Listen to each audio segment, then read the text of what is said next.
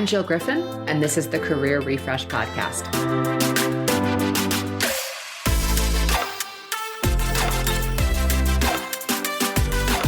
I'm a former media and marketing executive turned career strategist and strengths coach. I spent my career working my way up and through the ranks of global organizations and startups. And today, I show others how to do the same.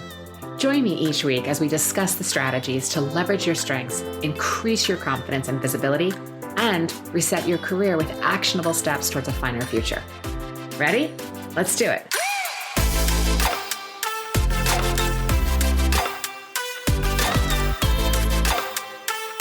Hey friends, welcome back. Okay, this week I want to talk about your boss. I want to talk about how to manage up, why managing up is so important, and how to create career success because you learn how to manage up well.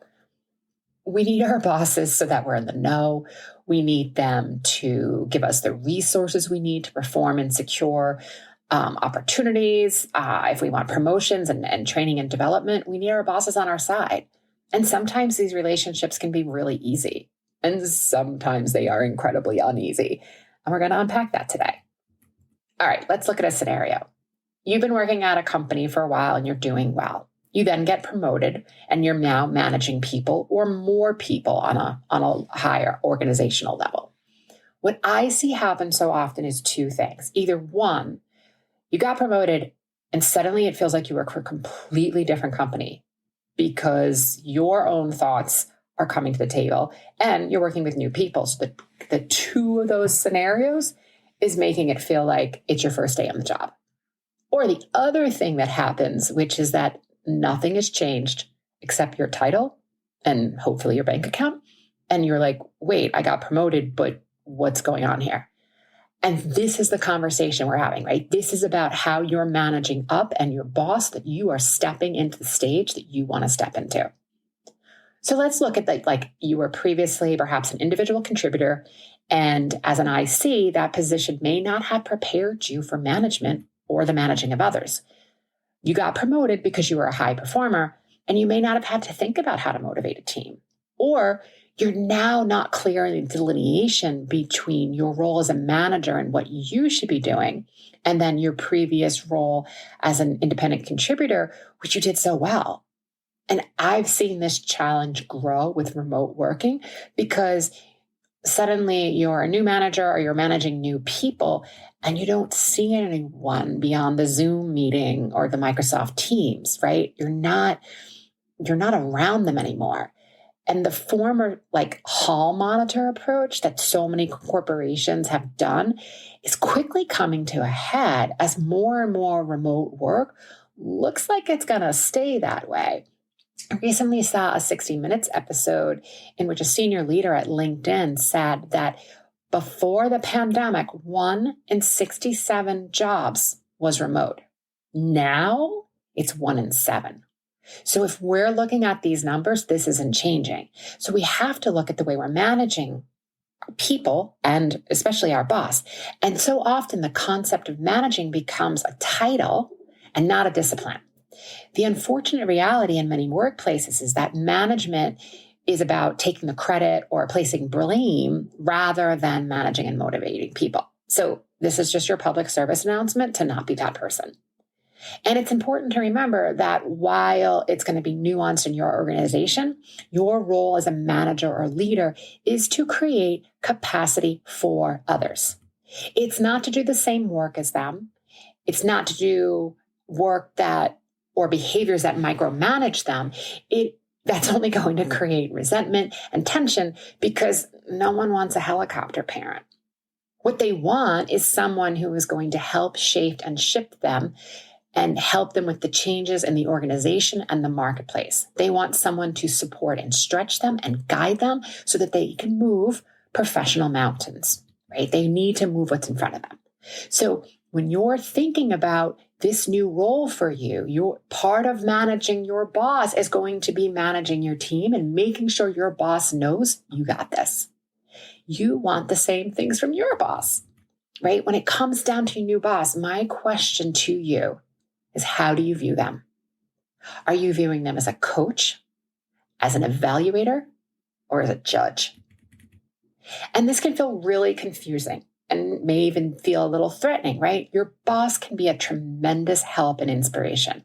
But in order to get that help, in order for you to grow in your role, you may have to reveal some of your shortcomings.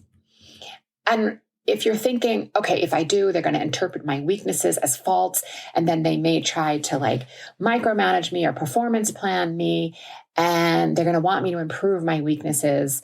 And if you've been listening for a while, you know how I feel about all of this, right? A weakness never becomes a strength. And then I find that when we lead with strength-based concepts, like saying to our boss and to leadership, you know what, this is when you get the best out of me. And then you let them know how you work best so you can deliver the highest quality value and results. And similarly, let them know when you're not at your best so that you're not defining a weakness per se, but instead you're letting the boss know how you work and what you're willing to do to improve upon that. And honestly, I find the easiest way to solve for this weakness question is to just do a Gallup-Clifton Strengths 34 assessment. You can buy it directly on their site or work with a coach like myself. It's about $50. The reason why I am a certified strength coach is that I take my clients through this assessment, and because it gives you language beyond your strengths and helps you explain your blind spots. You can choose what you want to convey and how you want to convey it. Just again, know that strengths and weaknesses are not opposites. One does not become the other. Working on a weakness doesn't make it a strength. You might have some improvement. You might get 1% better. But by definition, it's never going to become a strength.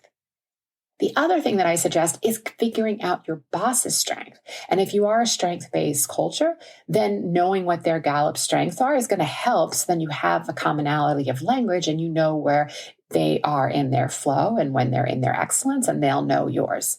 But if you're not a strength-based culture, it's okay. You just need to ask them and strategically watch them, see when they're in the flow. When does their excellence show up? When does their face light up? When do they seem most content at work? I'm going to guess they're in their strengths. When we are viewing our new boss through the lens of, are they a friend or foe? This may lead you to find yourself striving to feel capable and in control, but in reality, you're really viewing your boss as a threat. So you might even now be more confused because just a few months ago, you were promoted and you felt like you were a real asset within the organization, feeling like you were on top of the world. And now you're in a completely different situation and you don't see what happened. And I'm going to tell you what happened is your thoughts. Your thoughts are creating something that you believe. You are not separating fact from fiction. And then you are acting from your thoughts, which is creating this feeling of either threat or confused or stressed. And then you're acting from that stress. And that's what you're creating more of, because your thoughts are going to impact the results you create. So when you're operating under a long haul mindset that bosses are authority or threat, and then you can pretty much assure yourself it's going to be hard to deliver long term. Yes, being in the fight can generate some badass thinking and strategy and clever ways of showing up, but that fight energy is not sustainable without a cost to your relationships, your creativity, your deliverables, and your health. So what do? Well, first, don't judge and categorize your bosses and thinking that they are either all judge or all evaluator. This is a variation on all or nothing thinking, and we know that people are messy and nuanced. None of us is always anything. Next, I want you to reflect on your history. Do you ever hear the expression, if it's hysterical, it's historical? Yeah. So get clear on your thoughts around authority. Are you dragging your own baggage into this situation? Have you felt this sort of icky way about a boss before? Do you constantly bend yourself into a pretzel to get approval for your boss and that you seek validation from them in order to feel good about yourself? Do you find yourself in unquestioning compliance? Or are you always resisting? Reflect on your history here and make notes of the feelings that you've created and the thoughts you have about previous bosses. And don't presume that your boss is always going to be the same. You're not always the same. Think of them as having dual roles that are going to shift and morph depending on the situation. I suggest that you want to strive for mutual dependence. They need you for their success, and you need them for your success and opportunity and money and whatever else you're going for. On a broad scale, your boss wants you to collaborate, lead initiatives, and develop your team and your reports. They want you to stay current. They want you to be a cross athlete. They want you to drive your own growth. And if you want to see how they will operate, you could test their willingness to provide support on something less risky. Then you get to see if the coach or the evaluator shows up. You get to see how they act in situations. Find out what's important to them. Is it strategy, strategic planning, decisiveness, collaboration, building consensus, developing and displaying these skills in a collaborative way with others? You may also want to showcase that you have a unique skill that the department needs to be successful. Just make sure you position yourself as an ally and not a threat. I've seen many people weaponize and withhold their excellence until the bosses and leadership are almost genuflecting. And sure, that may work in the short term, but now you're just the dick of the department. So if you do that, good luck with your future relationships. For the most part, your ability to perform is going to be a key factor in creating a solid relationship with your boss. Yeah, your results are important, but also, are you being supportive of them, your peers, your direct reports? Are you keeping your boss and other key stakeholders informed? This goes for people at all levels. Be generous and assume that everyone has the best intentions, because you may need that grace one day, and the faster you extend it to others, the faster you'll build mutually generative relationships. Okay, the boss's boss. Depending on your organization, this is the person who ultimately approves your raise, your professional development, your changes in your roles and responsibilities, and they're going to have a broad perspective on the organization and what's in the pipeline. So how do you get to know them? Here's a couple of different ways that you, again, have to apply based on your specific situation. One, stay in the know. If you are meeting with her, make sure you know what's going on within the organization, the industry, and you're up on the latest trade news. This may provide very fertile ground for a chat, a very casual conversation. I know we're not all in elevators these days, but that's often when you bump into senior leadership, right? You're finding them in the hallway, you're finding them in elevators. And again, if we're not in the office and we're in a remote situation, then there are times before and after the Teams meeting that you may be able to chat with leadership. Or if you think about it, if the boss, if he's had a public achievement, send him an email and congratulate him. I mean, I know it sounds so basic and simple, but we're all human and it's nice to be recognized. Another idea is you can reach out to her. But if you do, make sure you mention your current boss's name so that she doesn't think you're jumping the box. Tell your boss you're going to email her, but you're not asking for permission. You're just providing air cover to your boss. What you say, you could ask about industry organizations you're considering joining. And if she's part of any of them, you can think about professional development courses. And again, that you're considering taking. And again, it's all about reaching out, providing some insight, asking maybe some questions. You might even invite her to an industry event or talk online that you're attending. Okay, friends, you've got this. You can step into this role by managing your mind, getting clear on your own strengths, and being a really good partner to your boss.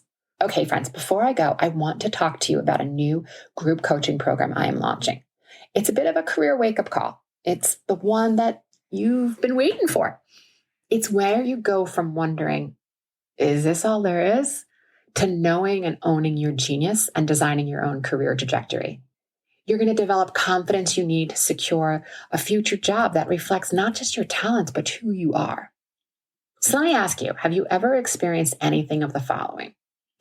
Do you find yourself like job hopping or constantly looking on LinkedIn or other services for a new job and like hoping the next one will be the job that you'll finally be seen, valued, and promoted for your talents?